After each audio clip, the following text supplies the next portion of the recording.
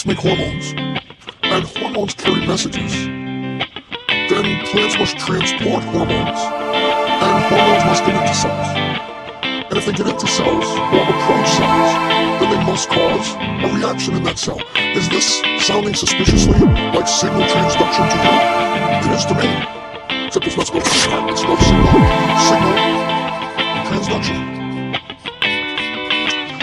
You may know a little bit about signal transduction if you studied animal cells, or if you studied cell-cell communication. What you know is that somehow there are two ways to get a signal into a cell. The signal is often but not always a hormone, and it can work in a couple of ways. There's two ways to get inside of the cell.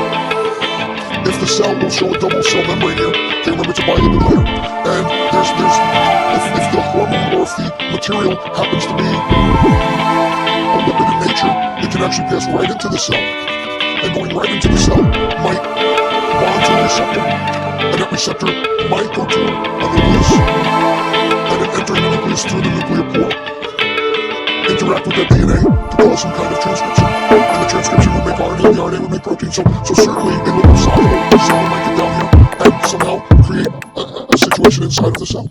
Another way we can have a signal induced by the cell is by a pathway, like a transduction pathway that involves many proteins. And in that kind of situation, we might once again have a signal, but we'll make this signal a little bit different color. And this particular signal may not be labeled.